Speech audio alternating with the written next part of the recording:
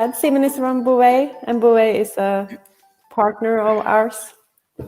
Yeah, thank you, Siv, and good morning, everyone. Yeah, as Siv said, Anonic is a very important partner for us, and I myself publish in Anonic actually. So your session, Vegard, was pretty helpful for me too. Yeah.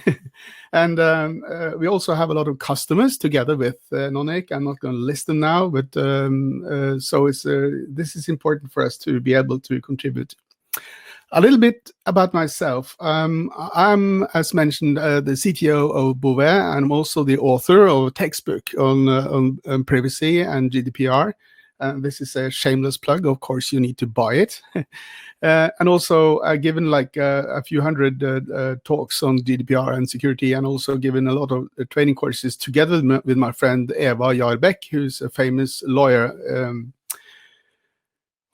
I won't brag more about this, but I'm also a nerd, and I like to relax by experimenting with my Raspberry Pi. And what you're seeing here is actually a skull, which is moving because it's finding my face in the video stream. So I'm toying with some machine learning. So this is a nerd's way of relaxing.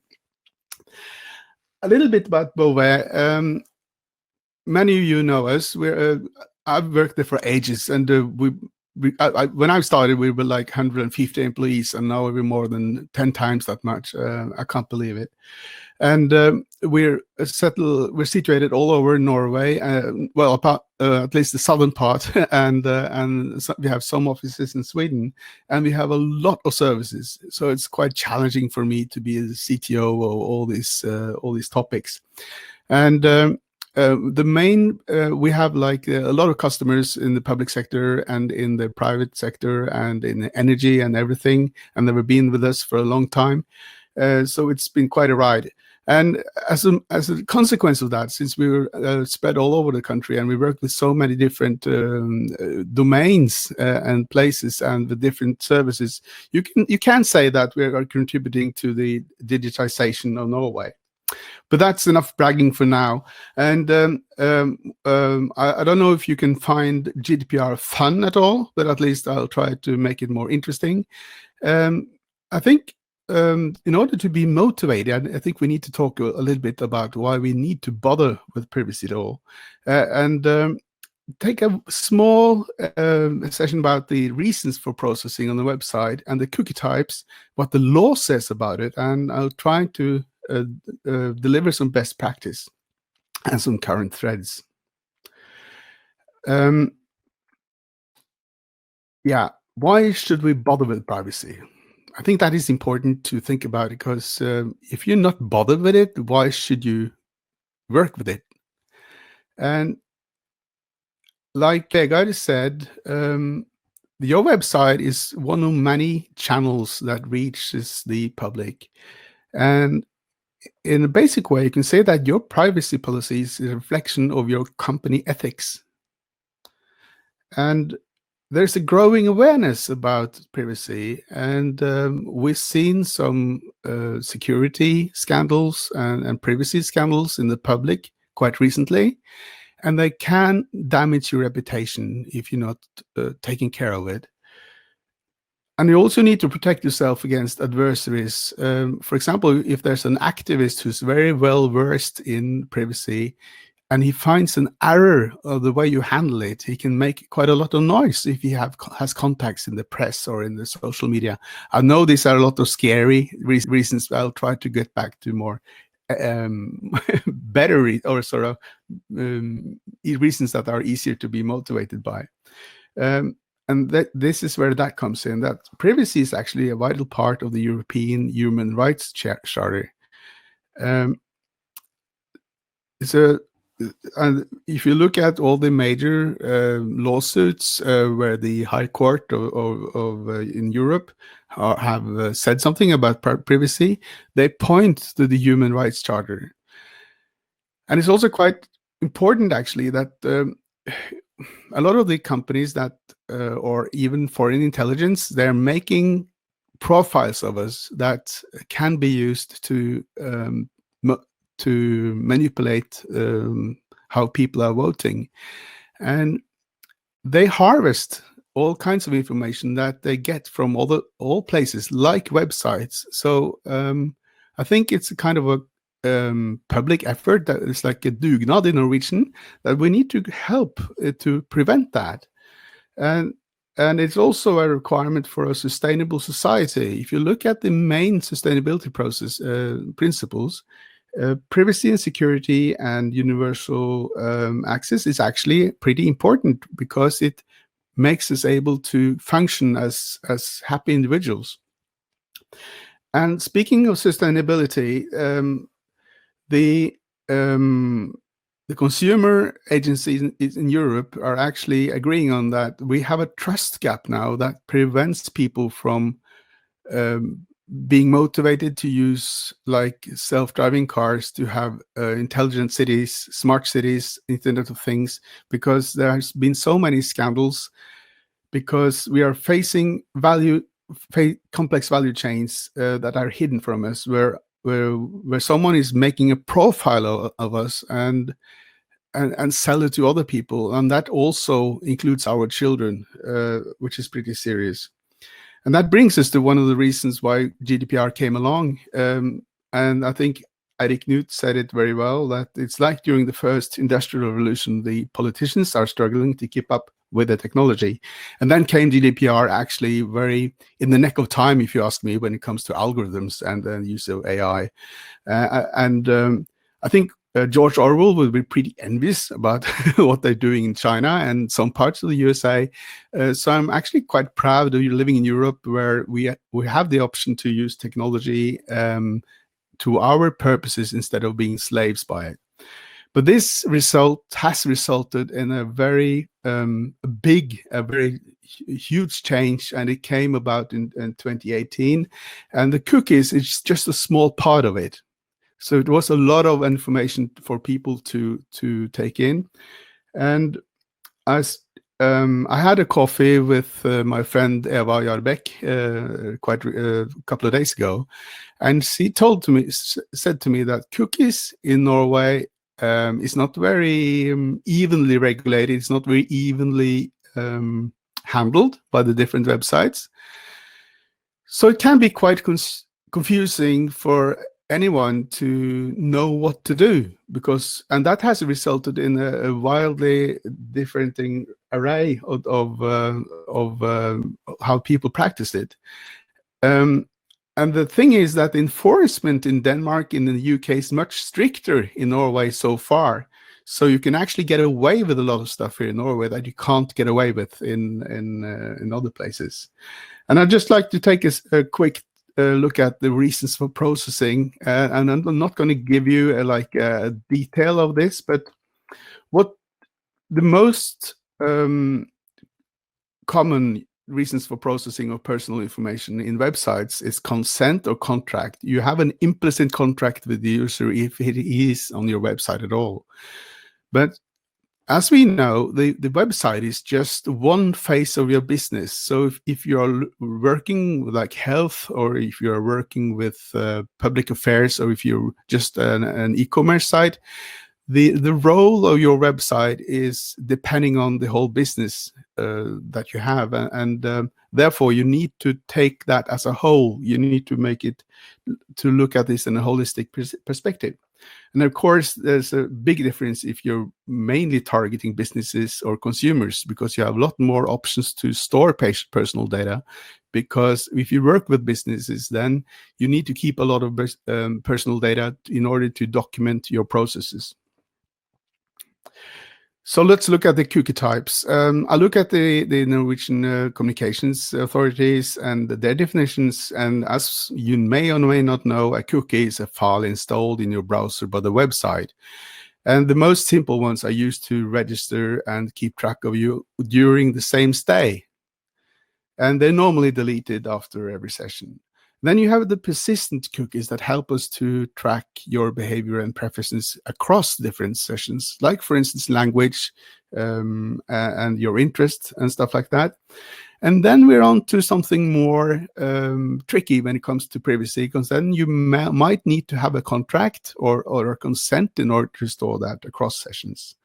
Then we have the third-party cookies that are very debated nowadays, where perhaps parts of your revenue streams is allowing, like Facebook or other advertising networks, to put information and track users across their behavior.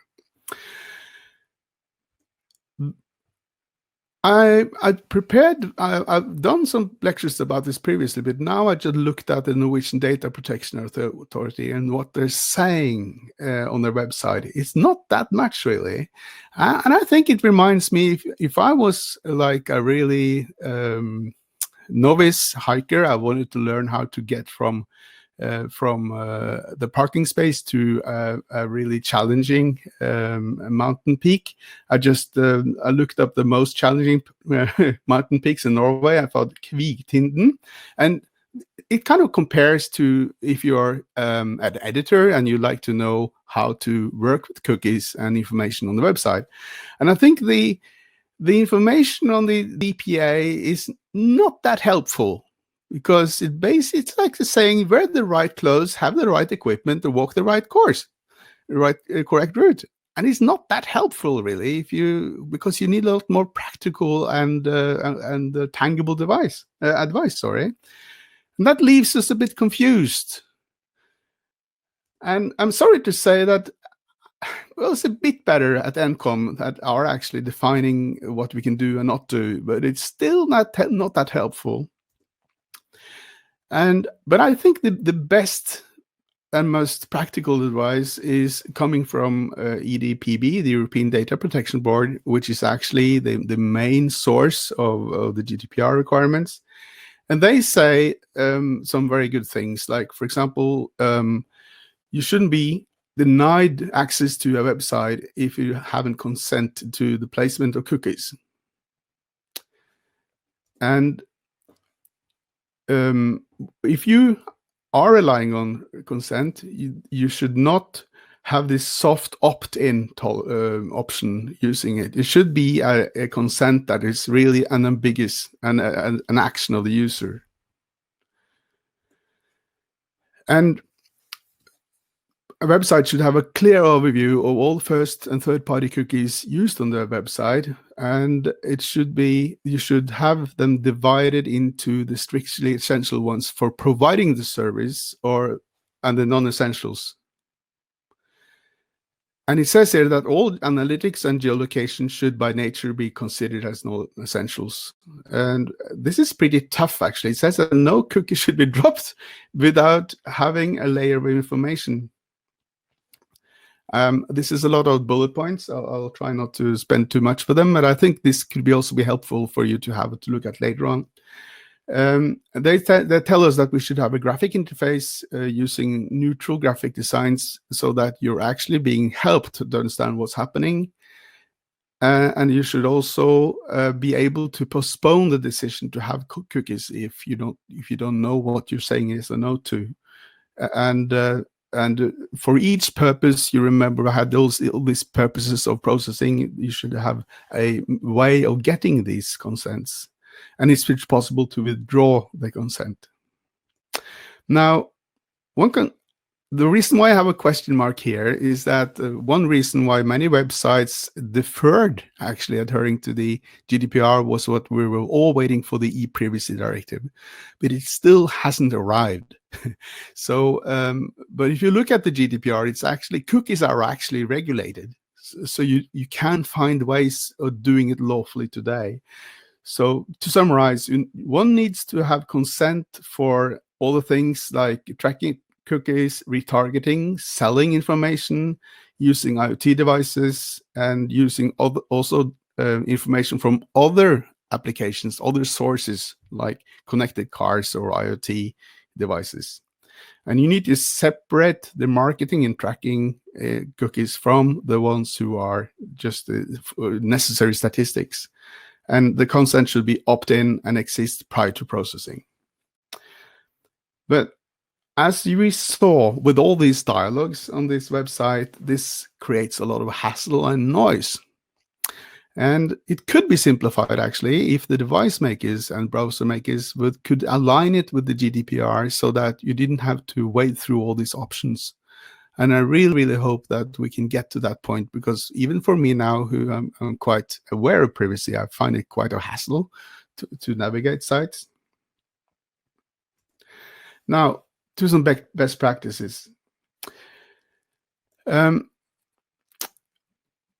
can use Google Analytics, but in order to be lawful, one should use it in the anonymous mode as well, as to extent you can say that Google Analytics is anonymous at all. But it is possible to do that, and then you're not tracking people individually.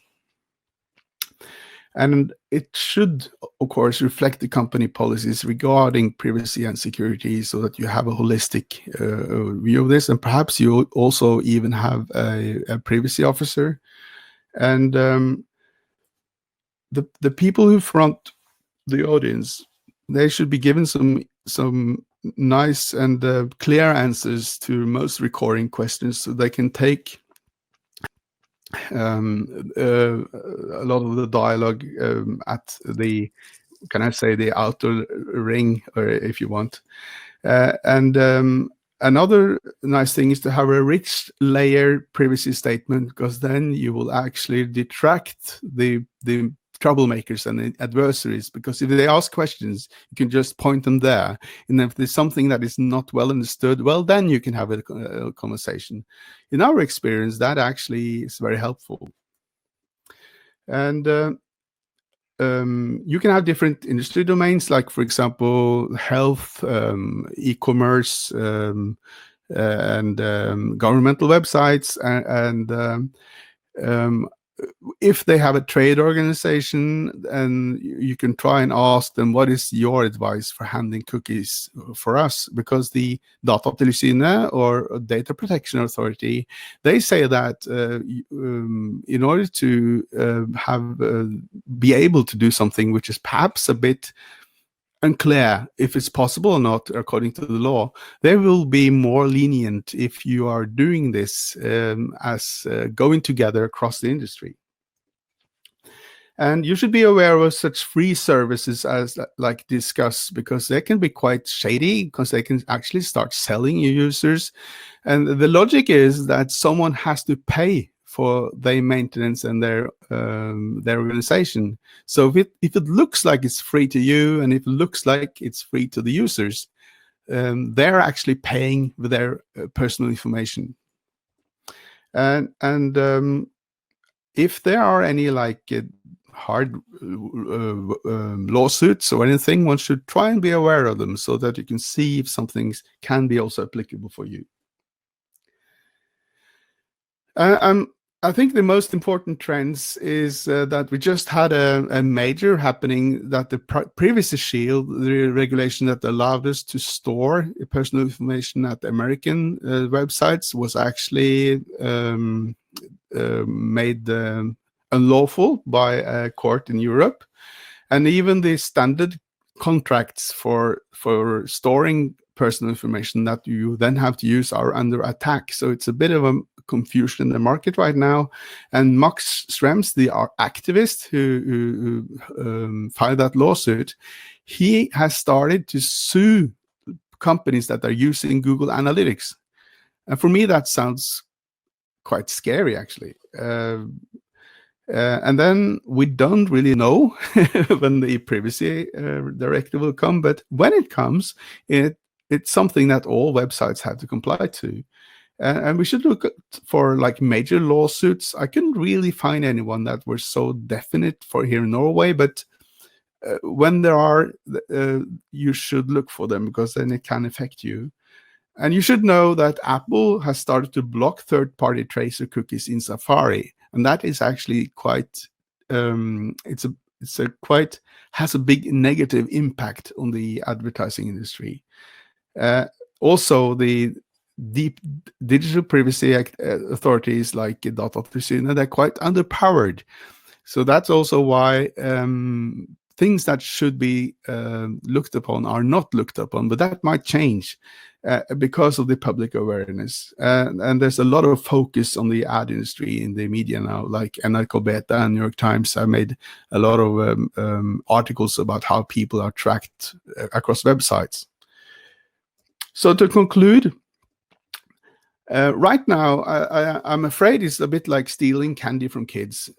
If you want to, there's nobody, and you can do it in a cunning way. It's not something that people can actively stop you from, but it can look bad in the future if someone finds out about it. So I think it's about ethics, who you are, and how you care about your reputation. So remember, GDPR is fun. Thank you very much for listening to me. To Simen, who is still online here. This is also from Torstein Aas-Hansen in Gjensidige. Simen, what would you consider to be neutral graphic design? I think it's just to have it clear and easy to read, because the opposite is what we're calling dark patterns, that they're actually trying to conceal that information and use small fonts with a small bad contrast. So that why they emphasize on that is to target those who are trying to get away with misleading the users. More and more Norwegian sites are now having this annoying cookie pop-up, even though that is not a requirement. And what are they afraid of? And it's referring to ncom.no. Yeah, I saw that question, and I actually went into the website and I'm looking at it, and I don't agree that it's not a requirement, because it depends on the type of cookies that you're having. So obviously, if you're selling information and trading information about the users by way of tracing cookies, then you're actually required to have this pop-up. You're not required to have this pop-up if you're just using cookies for statistics, Google Analytics, and things that are quite obvious to the user that you need to have on the website. Yeah. Thank you. And we have one from André. Do you have examples of sites that has adopted what you would consider best practice for cookie handling? Good question. Yeah, good question. Well, actually, the examples in the slides, I think one of them was pretty good. I can't remember where I took it from.